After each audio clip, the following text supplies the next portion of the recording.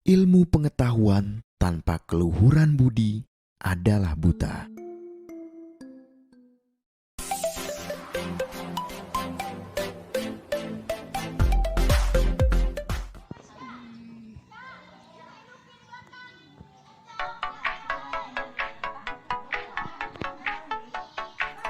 Perkenalkan, nama saya Trisno.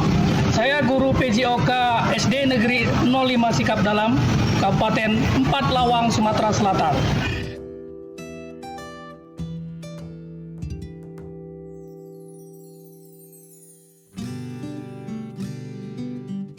Assalamualaikum warahmatullahi wabarakatuh. Bapak Ibu sekalian yang telah berkenan hadir untuk hari ini, saya di sini sekaligus pembawa acara dan sekaligus narasumber.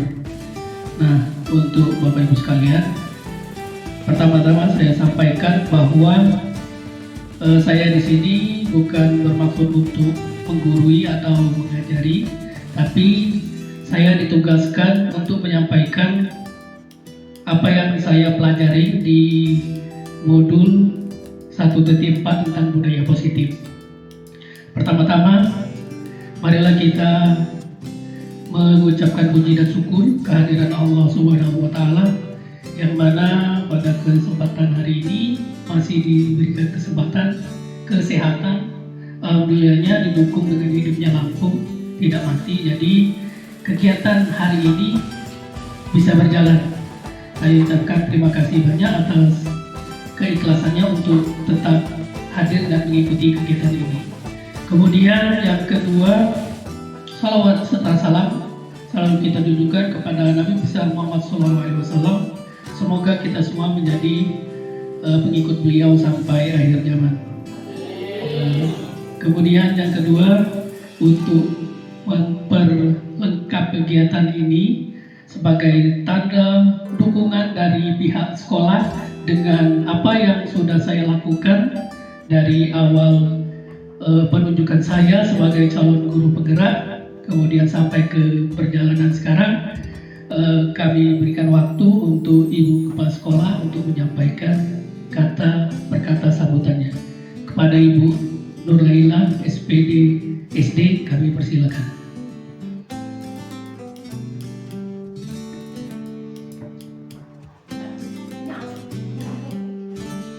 Assalamualaikum warahmatullahi wabarakatuh. Selamat siang, selamat sore.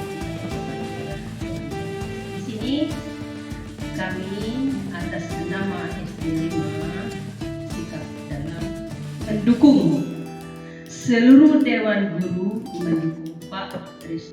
Kami mendukung jangan sampai ada halangan dan rintangan Pak Trisno modul 1. Jadi apa yang Pak Trisno katakan sama-sama kita dukung. Ini Pak modul 1 Pak ya. Nah, modul 1 alhamdulillah, terima kasih. Atas nama SD 5 kami berterima kasih kepada Pak Trisno. SD 5 hidup merdeka, merdeka, sekali merdeka tetap merdeka. Saya ucapkan terima kasih. Assalamualaikum warahmatullahi wabarakatuh. Waalaikumsalam warahmatullahi wabarakatuh. Terima kasih Ibu, terima kasih rekan-rekan Ibu, Bapak sekalian. Pertama saya bercerita sedikit. Jadi setiap modul itu ada tugas ataupun aksi nyata. Sebenarnya ini kalau dibahas cerita terjebak dengan situasi kalau kita ambil negatif. Tapi kalau seandainya kita ambil positif, ini suatu pelajaran baik bagi saya, bagi sekolah, ya. Mau tidak mau sekolah menjadi imbas, mau tidak mau sekolah setidaknya sedikit terlibat dengan saya ikut di sini. Jadi anggap saja ini sebagai motivasi untuk kita semua agar bisa maju ke depannya nanti. baik itu untuk diri sendiri ataupun untuk sekolah kita, tempat kita bernaung. Kemudian untuk membuka acara ini, jadi kegiatan ini saya yang bertugas untuk menyampaikan dalam arti di sini saya ditugaskan mensosialisasikan materi yang sudah saya dapatkan. Jadi di sini saya akan berusaha memaparkan apa yang sudah saya dapat. Semoga nanti bisa dipakai baik itu untuk diri sendiri ataupun untuk anak didik kita.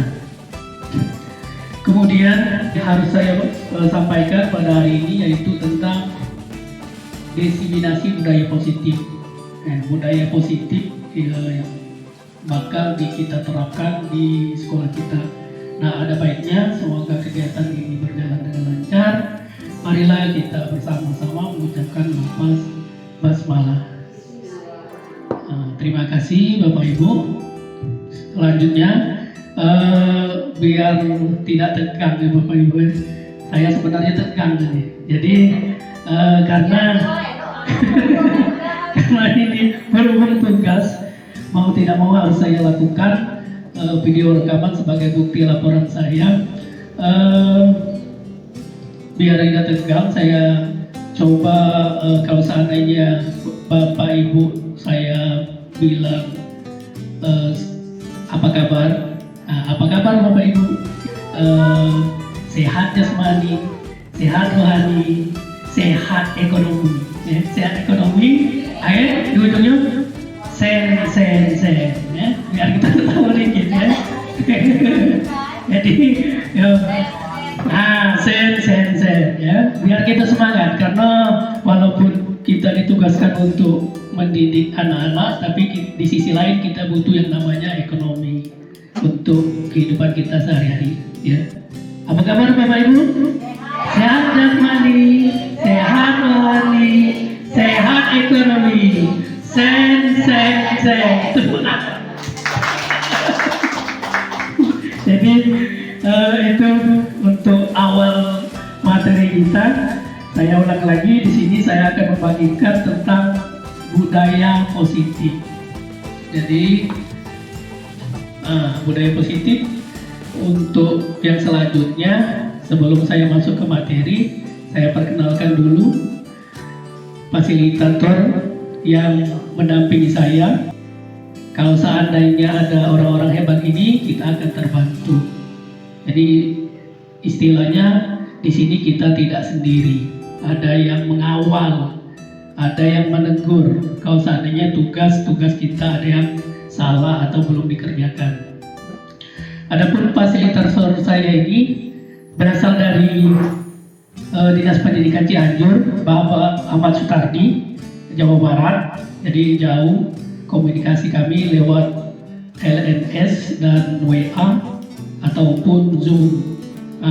Kemudian pengajar praktek ya, kita sudah kenal, sudah berapa kali datang sini, Ibu Siska, guru SD Negeri 13 Pendopo. Ya. Jadi dia yang mementori saya ibaratnya, ngajari apa yang kurang, apa yang belum. Nah, selanjutnya di sini ada setuju atau tidak setuju. Pernyataan di bawah ini. Hukuman dapat mendisiplinkan anak. Setuju atau tidak setuju? Setuju. Setuju ya. Kemudian yang kedua, pemberian hukuman seperti membaca dan membersihkan halaman dapat meningkatkan disiplin anak. Setuju. Setuju ya Bapak Ibu. Kemudian yang ketiga, memberikan penghargaan dapat meningkatkan motivasi belajar anak. Setuju. Jadi di sana kasat mata bagus, setuju. Nanti kita akan belajar tentang materinya apakah memang setuju atau tidak setuju. Jadi pengalaman kita, ya, pengalaman saya pertama, saya sebelum belajar materi ini setuju karena sesuai dengan fakta di lapangan seperti itu.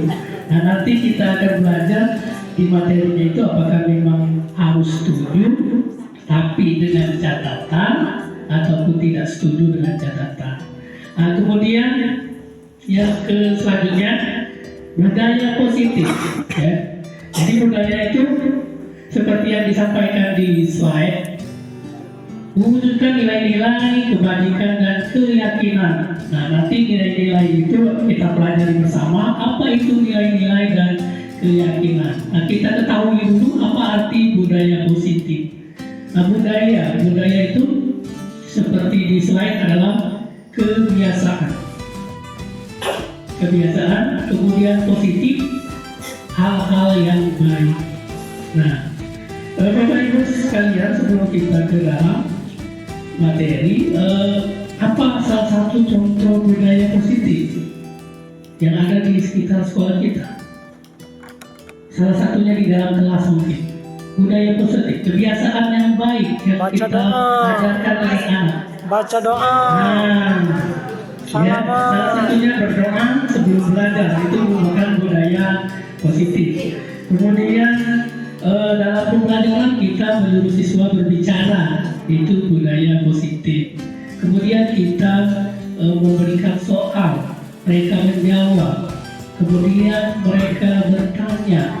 Nah, selanjutnya seperti kelas 3 ini, ruangan yang nyaman, itu merupakan budaya positif. Jadi kita kembali ke layar bahwa budaya positif itu pembiasaan yang baik-baik yang harus diterapkan di sekolah, begitu Bapak Ibu. Nah, kemudian dari budaya positif itu ada konsep materi yang harus kita ketahui. Dari budaya positif itu ada 6 konsep materi yang mendukung adanya budaya positif, seperti 1, perubahan paradigma baru, disiplin positif, kebutuhan dasar manusia, motivasi perilaku manusia, posisi kontrol guru, keyakinan kelas, dan segitiga restitusi. Nah, 8 poin konsep materi ini sangat mendukung untuk terselenggaranya budaya positif. Ya, jadi intinya tujuan kita di sini bagaimana mengembangkan budaya positif di sekolah. Materi yang pertama tentang paradigma baru. Ya. Di paparan slide di situ sudah jelaskan ya apa itu paradigma baru. Nah, sekarang Bapak Ibu, kalau dulu ada istilahnya pembelajaran itu berpusat pada guru. Ya.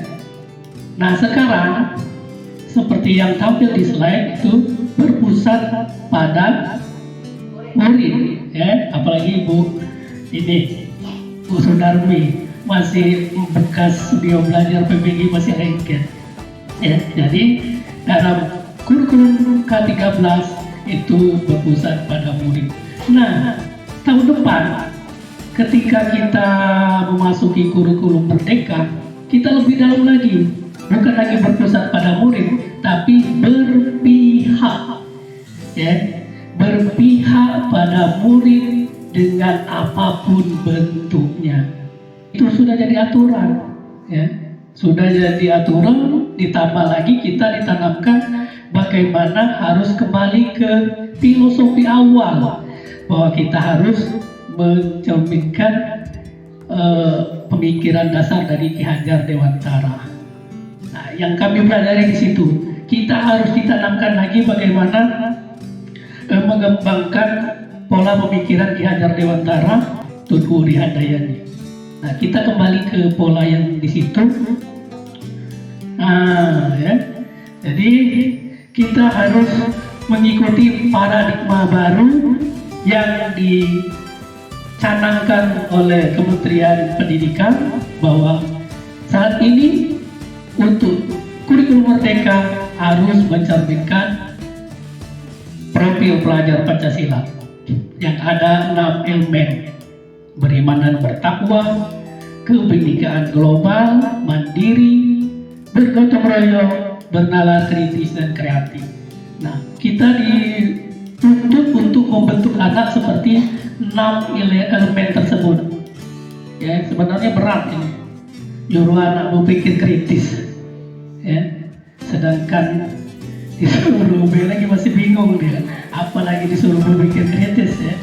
Tapi insya Allah Bapak Ibu kita bisa menjalankan apa yang sudah ditunjuk oleh undang-undang.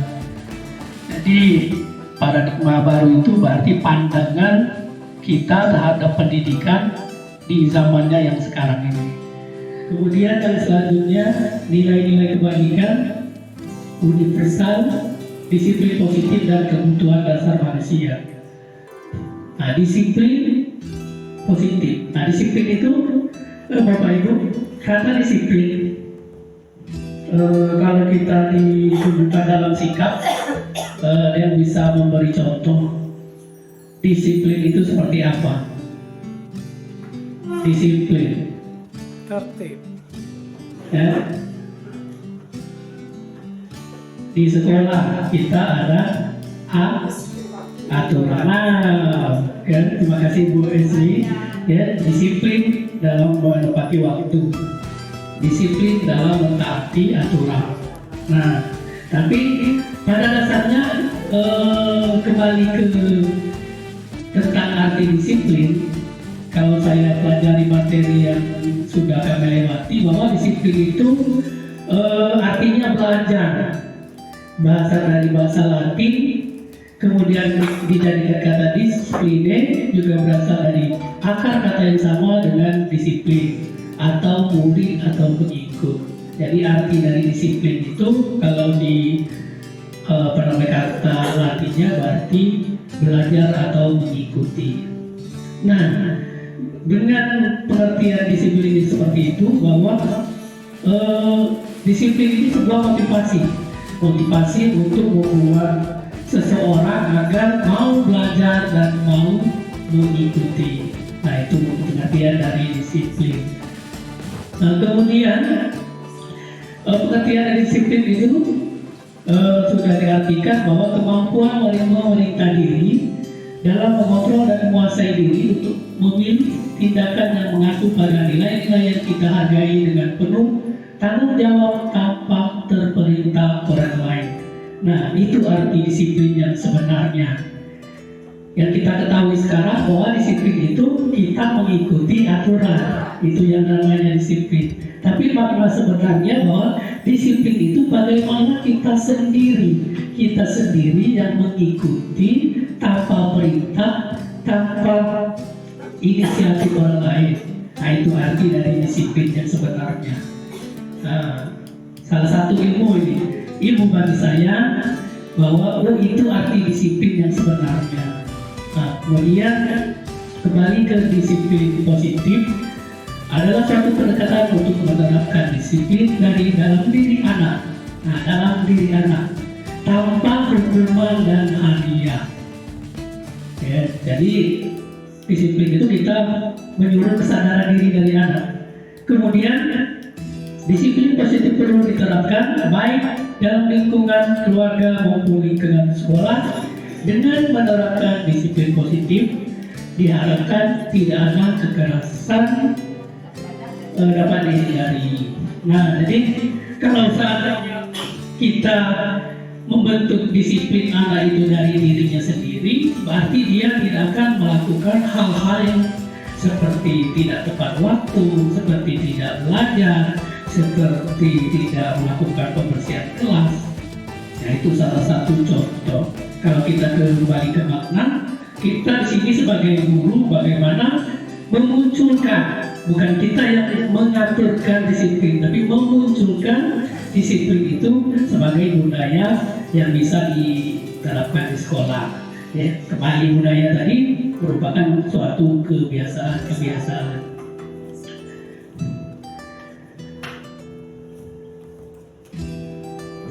Nah, jadi melanjut yang slide sebelumnya, bahwa penerapan disiplin positif yang sudah disampaikan tadi, ya, bukan mengenai anak peserta didik secara langsung, melainkan bagaimana cara orang dewasa, kita guru, memberikan dampak dan pengaruh positif kepada anak atau peserta didik. Pendekatan disiplin positif menitik beratkan pendekatan yang positif tanpa kekerasan. Ya, sebenarnya berat memberi. menerapkan disiplin dan kekerasan. Tapi tuntutan kurikulum Merdeka Belajar ini kita harus ibaratnya jadi guru BK, ya, partai, jadi guru BK. Sedangkan di sekolah SD tidak ada guru BK. Nah itu, ya, sebenarnya masih tumpang tindih. Siapa yang lebih tepat untuk diajar guru BK? SMA atau SD? Ya. Nah, kemudian disiplin positif menitik beratkan pendekatan yang positif tanpa kekerasan, memotivasi, merefleksi kesalahan, menghargai, membangun logika dan bersifat kedepannya. Ya. Kami sebagai peserta calon guru pembelajaran masih bingung bagaimana menerapkan budaya positif ini. Apalagi kita yang ibaratnya belum paham dengan apa itu kurikulum merdeka, karena sekolah kita belum menerapkan. Tapi di sini Bapak Ibu, semoga apa yang disampaikan sebagai acuan kita ke depan nanti, bahwa budaya positif itu mau tidak mau kita harus terapkan. Nilai-nilai kebajikan. Nah, di poin pertama tadi kan ada tentang mewujudkan budaya positif, nilai-nilai kebajikan. Nah, nilai-nilai kebajikan ini kata-kata positif, kata-kata yang bermakna, yang membangun. Contohnya pada nilai-nilai profil pelajar Pancasila yang ada 6 tadi, ya, beriman dan bertakwa. Nah, itu salah satu nilai itu, nilai-nilai kebajikan, kata-kata positif. Kalau di luar seperti keselamatan. Nah, keselamatan itu kata-kata positif. Kesehatan, tanggung jawab, komitmen. Apalagi di kantor-kantor itu kan ada nilai-nilai kebajikannya, bahwa harus komitmen. Komitmen itu kan sifatnya positif. Nah, itu contoh-contoh nilai kebajikan. Kemudian 5 kebutuhan dasar manusia. Nah, ya, 5 kebutuhan dasar manusia ini baik anak didik kita ataupun kita guru harus memilikinya dan pasti memilikinya. Ya, dari poin yang pertama bahwa bertahan hidup, setiap manusia pasti memiliki dasar itu, seperti makan, tempat tinggal, keamanan dan kesehatan. Kemudian yang kedua, kasih sayang. Setiap manusia perlu kasih sayang, baik itu terhadap anak, terhadap pasangan, kemudian terhadap orang tua. Kemudian yang ketiga, kebebasan. Ya, setiap manusia pasti ingin bebas. Ya, baik kita sendiri ataupun anak didik kita, terkadang dia ingin bebas, seperti ingin dihargai, keinginan untuk dianggap, ya, pendapatnya harus diutamakan dan lain sebagainya. Kemudian yang keempat, kesenangan. Ya, ini salah satu kebutuhan manusia. Dan namanya, contohnya seperti datang gajian pasti senang, ya. Dapat hadiah pasti senang, dapat amplop pasti senang. Ya itu. Jadi merupakan kebutuhan manusia. Kemudian yang kelima, penguasaan. Ya, setiap orang pasti pengen berkuasa. Baik itu berkuasa di antara teman ataupun berkuasa dari pemimpin dan sebagainya. Ya, karena itu sifat dari manusia. Kenapa di sini dasar 5 kebutuhan dasar manusia yang sudah disampaikan, memang 1-5 ini kebutuhan kita sebagai manusia. Pengen dihargai, pengen memberi kebutuhan, pengen dinomorsatukan dan sebagainya. Kemudian teori motivasi, hukum, konsekuensi dan restitusi. Nah, ini balik masuk ke budaya positif yang tentang hukuman dan konsekuensi tadi, yang setuju atau tidak setuju. Nah, motivasi perilaku manusia, baik itu kita guru ataupun murid-murid kita. Motivasi itu ada motivasi eksternal. Eksternal itu berarti motivasinya datang dari luar. Contohnya, kalau seandainya kita bekerja, motivasi dari luar itu bahwa setiap kita bekerja, pertama kita tidak mau melakukan kesalahan. atau menjauhi dari hukuman. Itu pasti ya, hukum perilaku manusia, tidak mau untuk disalahkan ya. Jadi berusaha bagaimana jangan sampai salah. Kemudian motivasi eksternal lagi, pengen dihargai ya, pengen mendapatkan penghargaan ya.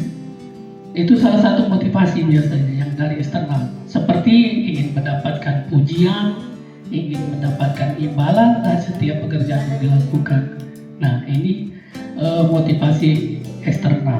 Nah, kemudian Bapak Ibu, dari motivasi ini, kalau seandainya kita cerna dan kita harapkan terus-menerus, akan menjadi sebuah kegiatan negatif. Contohnya, menghindari ketidaknyamanan karena takut dihukum. Contoh seperti siswa kita tidak mau datang telat. Nah, ini salah satu contoh. Siswa tidak mau datang telat. Kenapa dia tidak mau datang telat? Pertama, dia ingin menghindari dari sebuah hukuman. Nah, itu biasanya. Nah, kemudian dia ingin dipuji. Oh, itu Bu Meli datang, aku nak damping dengan dia. Nah, dia dipuji, oh bagus sudah datang kan? Nah, itu. Tapi motivasi yang seperti itu berlalu menjadi suatu hal yang tidak baik. Nah, hal yang tidak baik bagi orang itu atau anak itu. Jadi dia di sini karena orang lain dia berbuat seperti itu, karena guru dia berbuat seperti itu, baik itu udah galak dihukum, ataupun pengen dihargai. Nah, di sini peran kita guru bagaimana memunculkan motivasi itu dari dalam. Nah, ini yang peran. Menjadikan diri mereka yang diinginkan dengan menghargai diri sendiri sesuai dengan nilai-nilai yang mereka percayai. Nah, nilai-nilai tadi yang nilai kebajikan tadi, mereka bertanggung jawab, mereka komitmen. Komitmen itu kan bukan karena orang lain. Komitmen itu muncul dari diri kita sendiri. Nah, tanggung jawab itu artinya kita bertanggung jawab dengan diri kita sendiri. Nah, nilai-nilai kebajikan seperti itu yang harus kita tumbuhkan.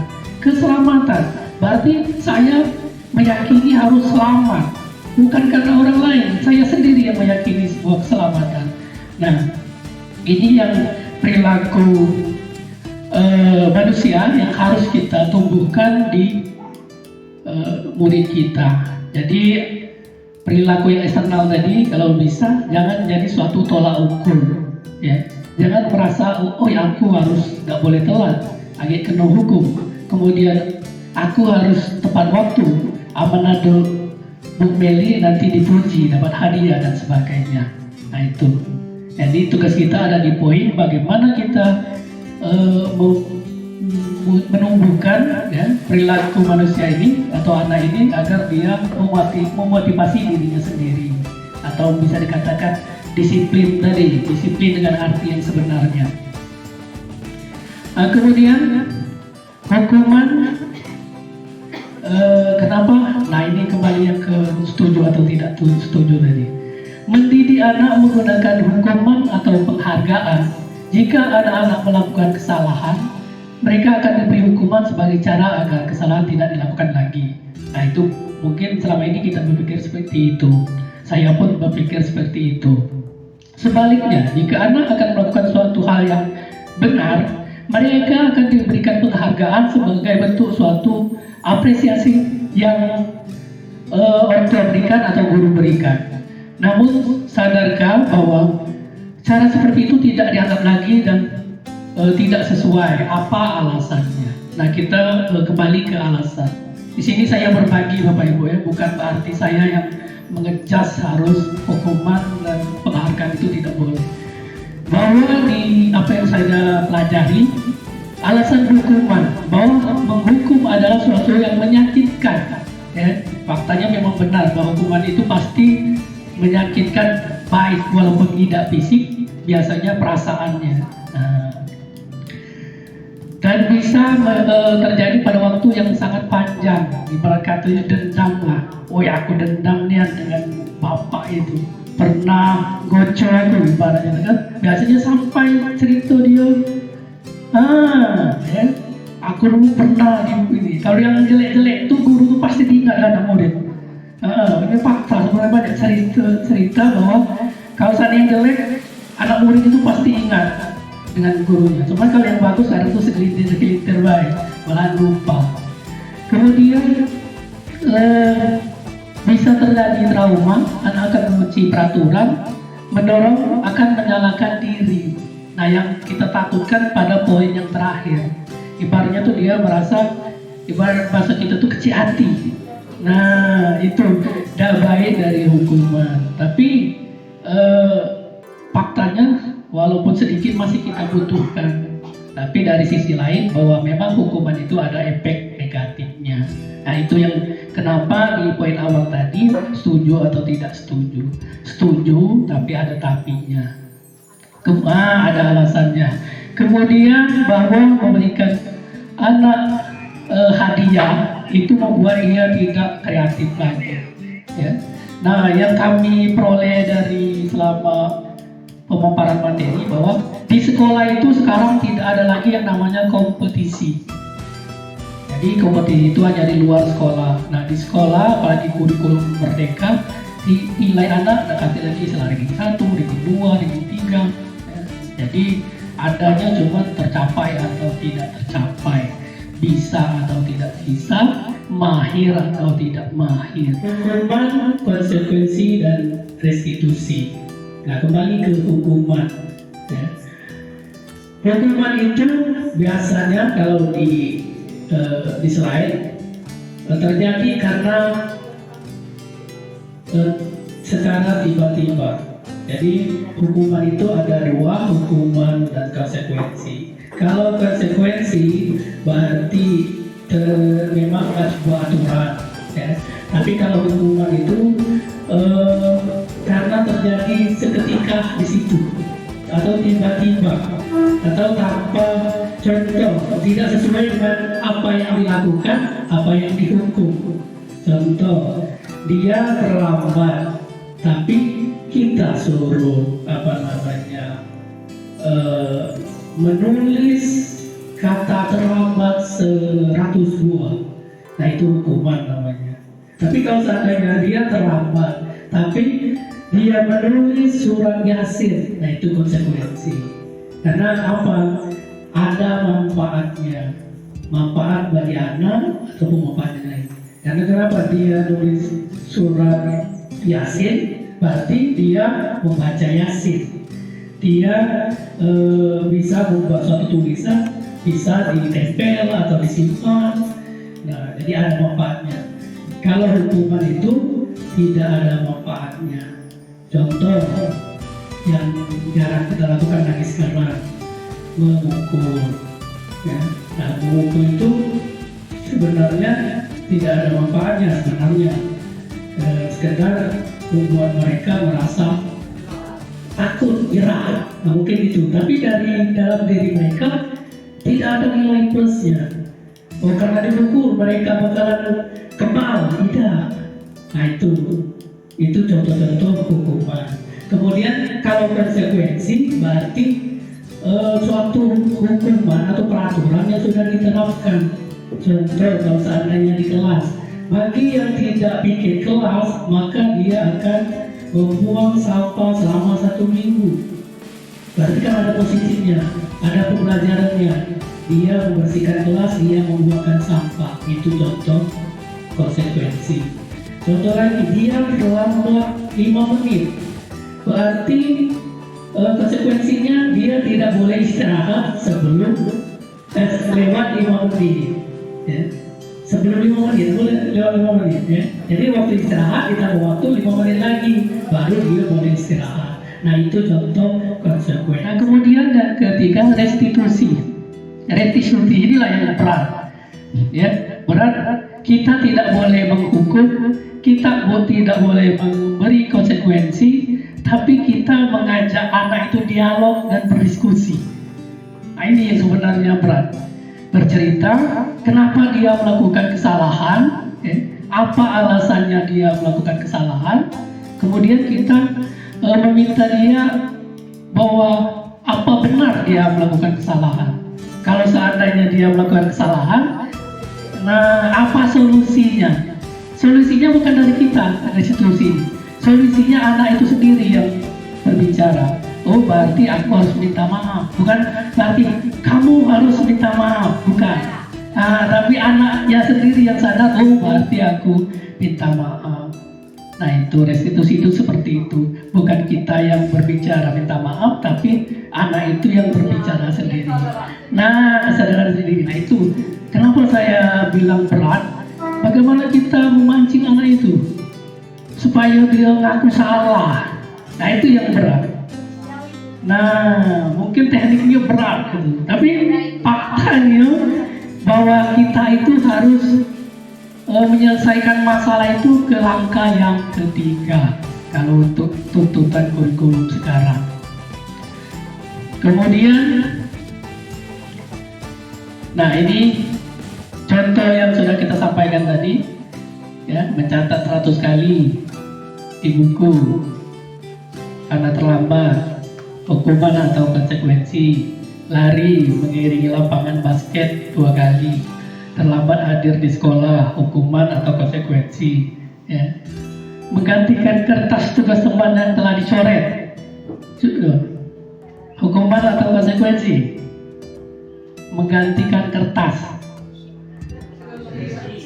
konsekuensi. Nah ini jawabannya, ya. Jawabannya ini, ya. Nah, yang kemudian yang bawah itu sebenarnya kalau kita lihat sekilas seperti hukuman. Ya, karena pelajarannya PJOK, jadi semua konsekuensi. Karena di PJOK ada pelajaran lari. Nah itu. Nah contoh Ibu Sundarmi guru PAI, nyuruh anak nulis itu Bismillah. Mungkin bisa jadi konsekuensi karena Ibu Sundarmi guru pendidikan agama Islam. Yang materi selanjutnya posisi kontrol kita sebagai guru, ya.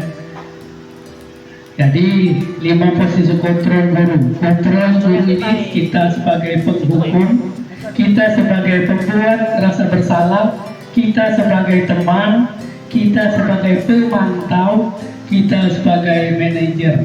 Jadi inilah posisi kontrol guru di sekolah.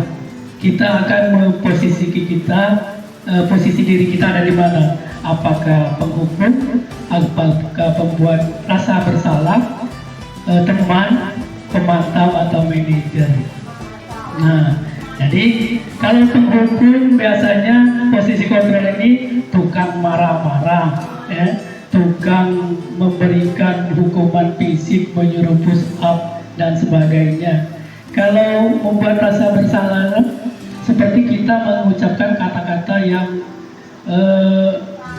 kasar, kemudian yang menyentuh perasaan, seperti kata-kata saya kecewa, kemudian kamu itu bodoh. Nah itu posisi kita yang merasa siswa itu atau murid kita membuat rasa bersalah, ya. Biasanya rasa bersalah ini kalau kita tidak lanjuti akan menjadi dendam.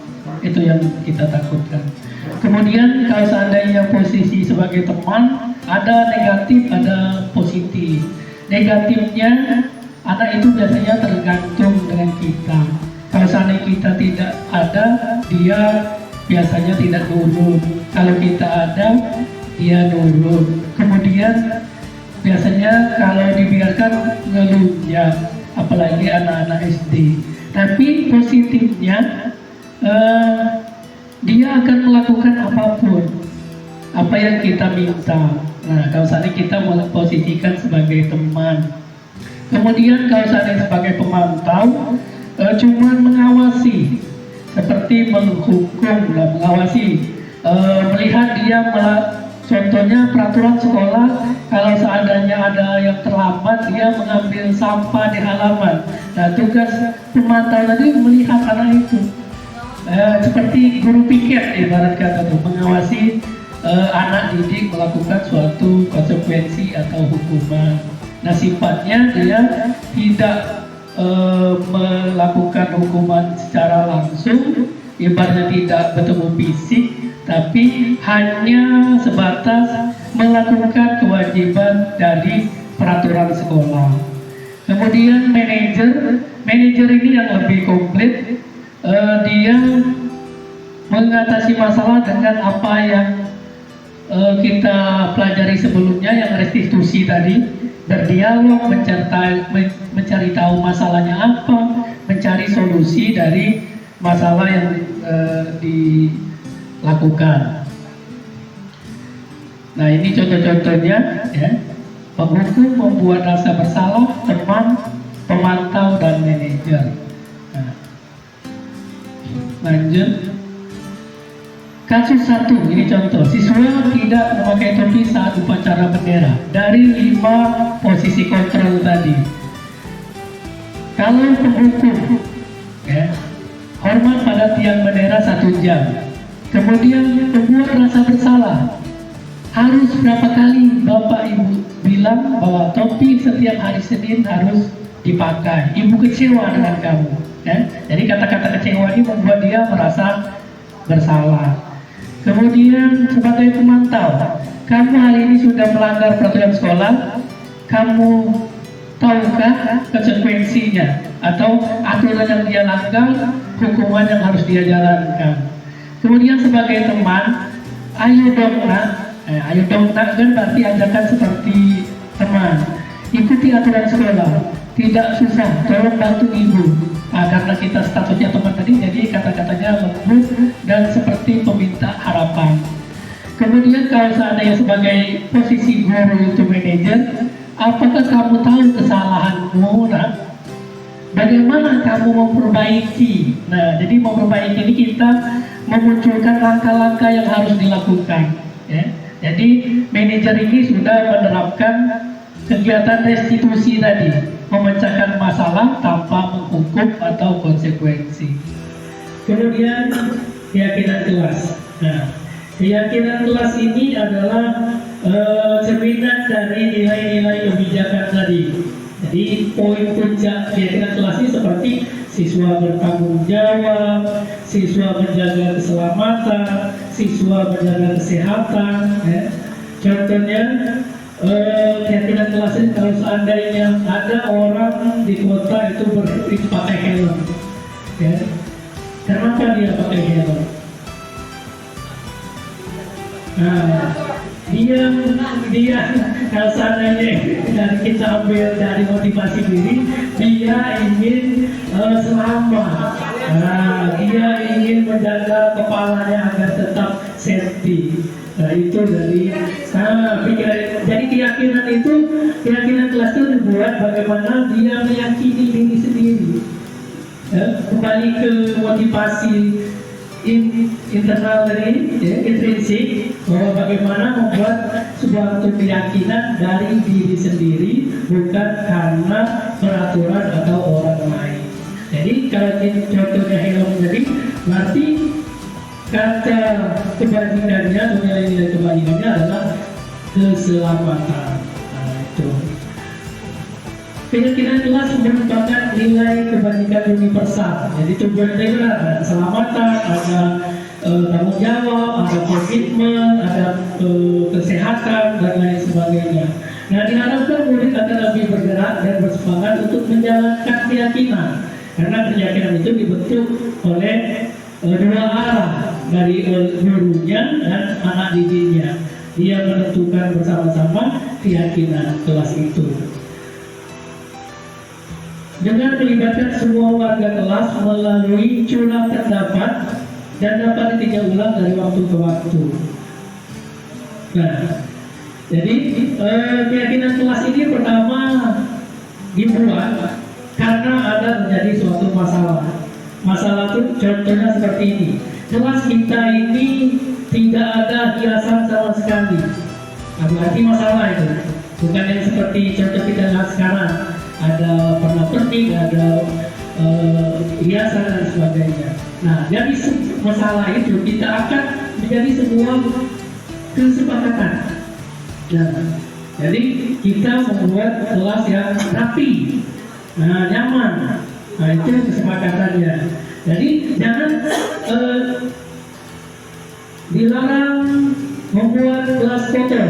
Nah, dari keyakinan ini bahwa jangan dibuat kata negatif, tapi buatlah kelas yang nyaman. Jadikanlah kelas kamu kelas yang bersih. Nah, itu kesepakatan. Kesepakatan harus disetujui oleh guru dan anak muridnya di kelas. Jadi sifatnya bukan aturan, tapi kesepakatan yang disepakati bersama. Contohnya lagi, tidak boleh telat ketika pelajaran PJOK. Nah, berarti tidak boleh kan kata negatif. Nah, kalau seandainya berubah jadi kata positif, ayo jangan telat. Itu kesepakatannya. Nah, kalau kita buat sebuah keyakinan, telat itu berarti tanggung jawab. Nah, jadi di sini dijelaskan bahwa keyakinan kelas itu nggak usah banyak-banyak. Seperti kita keyakinan kesehatan, tanggung jawab, komitmen, kebersihan, sudah cukup. Nah, tinggal bagaimana kita menurunkannya dari kesepakatan tadi. Tanggung jawab itu bisa siswa menghargai waktu, ya, siswa tidak saling mengejek, ya, menghargai teman dan lainnya. Kemudian dari keyakinan kelas itu, kalau seandainya setiap kelas menerapkan, akan menjadi lingkungan positif.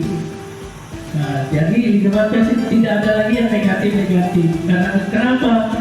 Kalau seandainya secara logika sudah dibuat kesepakatan, maka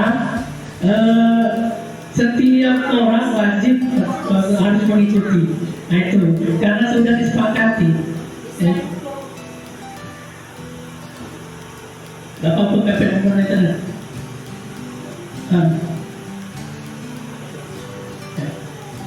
Jalan ya.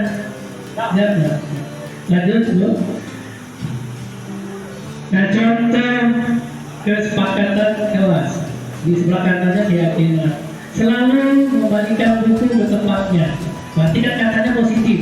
Kalau negatifnya apa? Selalu membalikan buku di tempatnya. Tidak boleh meletakkan sembarangan. Itu kata negatif. Nah, kita buat jadi kata positif. Karena sifatkan kata positif ini ajakan. Kesepakatan itu berarti kan ajakan sama-sama mau menjadikan akad atau menghadirkan suatu perjanjian yang disetujui secara bersama-sama. Nah, kemudian dilarang mengganggu orang lain. Nah, ini masih dalam contoh kata negatif. Berarti hargailah temanmu, kata positifnya, kesepakatannya. Berarti masuk ke menghormati orang lain, nilai-nilai kewajiban. Nah, contoh-contoh selanjutnya, dilarang menggunakan narkoba. Berarti keyakinan kelasnya tentang kesehatan. Nah, yang materi terakhir segitiga restitusi. Nah, ini contoh bagaimana kita melakukan pemecahan masalah dari kegiatan restitusi tadi yang sudah kita bahas sebelumnya. Segitiga restitusi merupakan proses untuk menciptakan kondisi bagi murid untuk memperbaiki kesalahan mereka sehingga mereka bisa kembali pada kelompok mereka dengan karakter yang lebih kuat. Berarti kalau seandainya dia merasa bersalah setelah kita lakukan kegiatan segitiga restitusi, dia sudah tahu solusinya, harus minta maaf atau harus memperbaiki atau harus mengganti. Jadi kegiatan segitiga restitusi itu adalah sifatnya dialog atau berkolaborasi, atau guru BP itu dipanggil kemudian diajak ngobrol. Nah, kenapa namanya segitiga restitusi? Karena ada tiga langkah yang kita lakukan sebagai guru.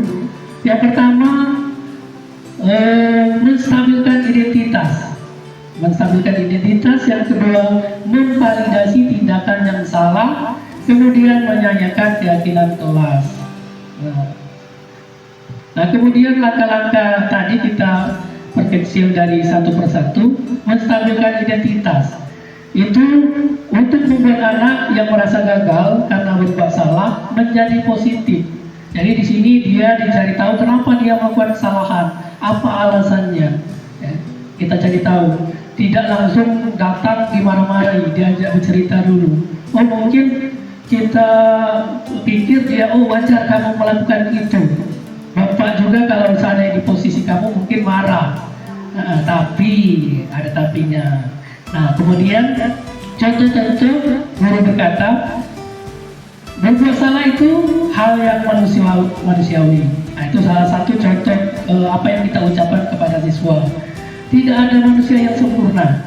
Berarti kita meyakini bahwa siswa itu boleh salah, cuman ada konsekuensinya. Bapak Ibu juga pernah salah. Nah, ini kata-kata pemantik yang kita ucapkan, bagaimana kita menstabilkan identitas. Kemudian validasi kebutuhan atau memvalidasi kesalahan tadi. Contohnya seperti kamu bisa saja kan melakukan hal yang lebih buruk, tapi tidak sampai ke situ. Contohnya ada anak yang mengatai temannya. Untung saja kamu tidak sampai memukul, sekedar mengeluarkan kata-kata. Nah, itu contoh-contoh memvalidasi kesalahan. Kamu pasti punya alasan mengapa melakukan itu. Nah, itu. Kemudian, apakah kamu bisa melakukan dengan lebih baik besok pagi? Kemudian yang terakhir menanyakan keyakinan. Nah, menanyakan keyakinan tadi, nilai-nilai kebijakan tadi, apa nilai yang kita percaya di sekolah kita ini? Nah, dari kesepakatan yang sudah dibuat, seperti tanggung jawab. Oh, apakah kamu bertanggung jawab dengan kesalahan kamu? Nah, itu. Atau apakah kamu menghargai orang lain dari kesalahan kamu? Oh, berarti saya sudah melanggar menghargai orang lain. Nah, dari keyakinan yang sudah disepakati, maka jadi alat kita untuk dia menyampaikan apa solusi yang harus dia lakukan. Nah, itu Bapak Ibu. Jadi 3 langkah bagaimana melakukan kegiatan segitiga restitusi. Ya. Yang terakhir penutup, ya, dalam penerapan disiplin positif, hendaknya guru memiliki standar kepribadian, profesional dan sosial yang baik, di mana guru mampu merefleksikan dirinya dalam posisi kontrol saat ini, bagaimana perjalanannya sebagai among, ya, seperti apa yang dikatakan di Hajar Dewantara, bahwa guru itu sekarang ini fungsinya sebagai penuntun, ya, penuntun. Jadi kita nih ngirim ibaratnya, kamu namakan, ayo disuapi, ya, seperti itu sekarang. Ya. Kemudian manajer untuk menuntun murid menjadi insan yang mandiri, merdeka dalam belajar serta bertanggung jawab. Ya. Jadi itulah bagaimana kita memunculkan budaya positif yang harus kita implementasikan di sekolah, walaupun masih sedikit, tapi semoga kedepannya dalam menerapkan kurikulum merdeka, karena di kurikulum merdeka kita harus berpihak pada murid. Jadi bagaimana peran hukuman boleh, ada tapinya. Konsekuensi boleh, ada tapinya. Nah, kalau bisa di restitusi. Mungkin itu saja yang bisa saya sampaikan Bapak Ibu tentang bagaimana implementasi budaya positif. Semoga menjadi ladang ilmu bagi kita. Ya, tugas bagi saya telah menyampaikan, sudah saya amanahkan.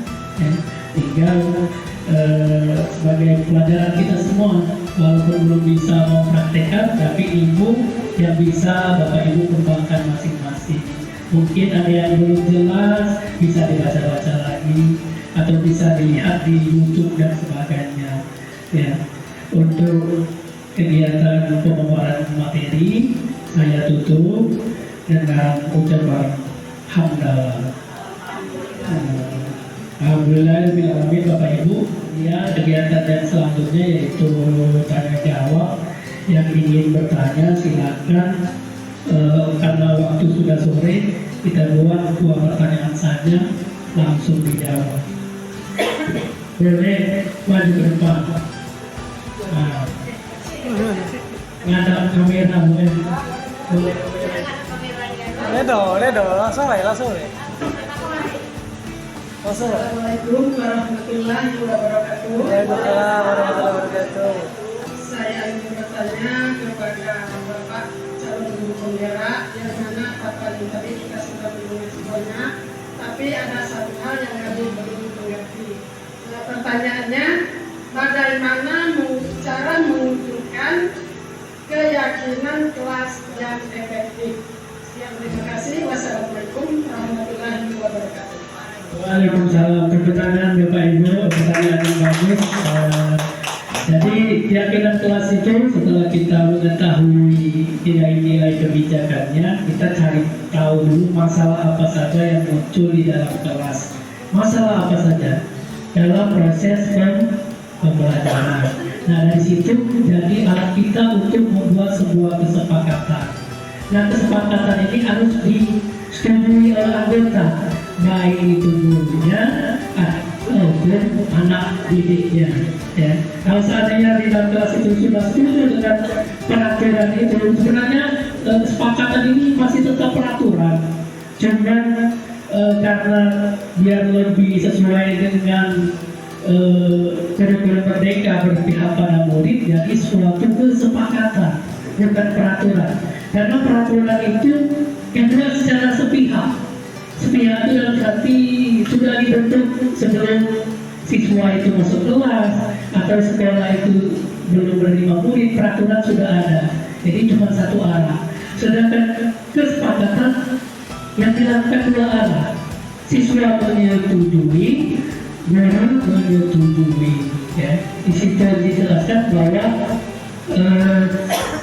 anak dan guru sama-sama menyepakati. Kalau seandainya tidak sesuai maka akan dirubah. Nah, setelah menjadi sebuah kesepakatan, dirubah kata positifnya. Kata positifnya ini tujuannya agar anak kita merasa terajak, mau melakukan kesepakatan itu. Contohnya, ayo kita membersihkan sampah. Berarti kan sudah kata-kata ajaan. Nah, sedangkan ajaan itu sudah mereka berjanji bahwa menyepakati bahwa kita harus melakukan itu. Nah, setelah dilakukan kesepakatan baru dibuat sebuah keyakinan. Keyakinannya biar efektif ditempel di dinding dalam ruangan kelas. Nah, di dinding bahwa kita sudah membuat kesepakatan sebuah keyakinan, terus dibuat poinnya. Nah, jadi setiap anak yang melakukan kesalahan maka dia akan berkaca dengan janji yang mereka ucapkan. Satu lagi pertanyaan. Silakan maju Bu Nurbeli, calon guru penggerak angkatan ke-11. Kemenangan. Assalamualaikum warahmatullahi wabarakatuh. Baik, untuk pertanyaan yang kedua dari bahasan yang sudah diberikan kepada kita, yaitu mengenai perbedaan peraturan dengan keyakinan kelas karena keduanya mempunyai tujuan yang sama. Ya. Trisna, apa perbedaan peraturan dan keyakinan kelas? Terima kasih Ibu calon guru penggerak. Jadi kembali lagi bahwa peraturan itu sifatnya baku, Bapak Ibu, baku. Kita sekolah sekarang saja sudah memiliki peraturan. Contohnya apa? Memakai baju putih merah di hari Senin. Nah, itu sebuah peraturan. Nah, siapa yang menentukan? Kita atau anak didik kita? Sekolah. Berarti aturan itu dibuat secara sepihak. Nah, contoh,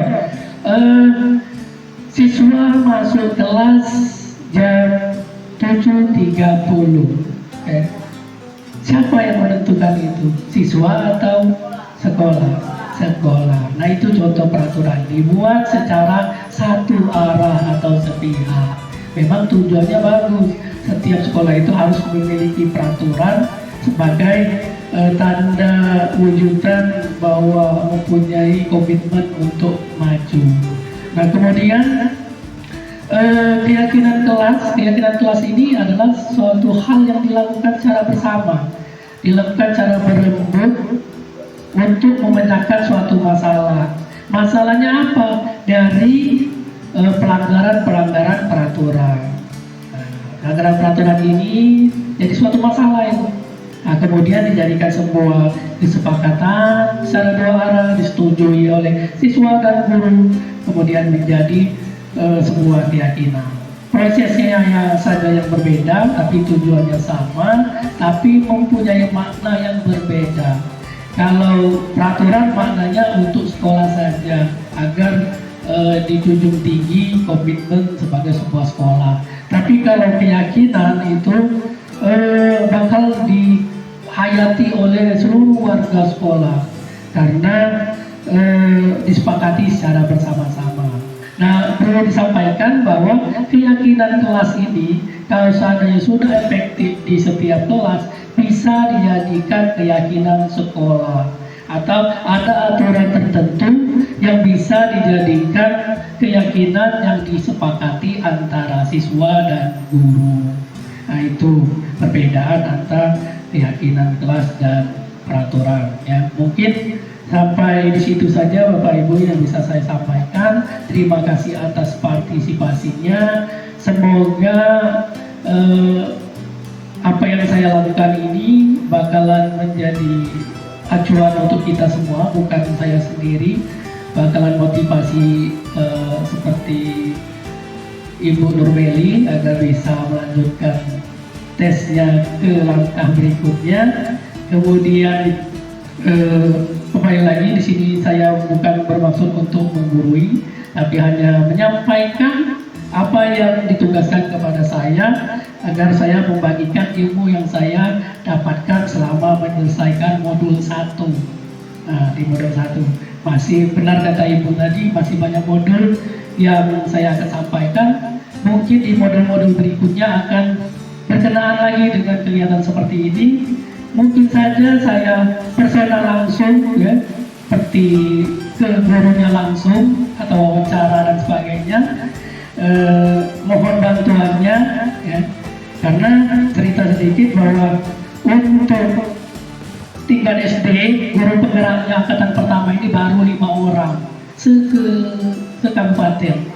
Ya, jadi kita ini terima besar di Kabupaten Pelalawan. Nah, itu ya. Dorongan saya untuk melakukan kegiatan ini sebagai rasa semangat saya, dan terima kasih lagi atas dukungan dan bantuannya Bapak Ibu sekalian.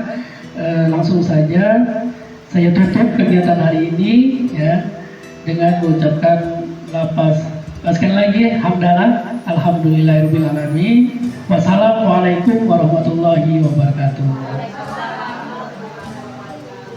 Tepuk tangan Bapak Ibu. Terima kasih guru-guru hebat. Salam dan bahagia. Nantikan video berikutnya.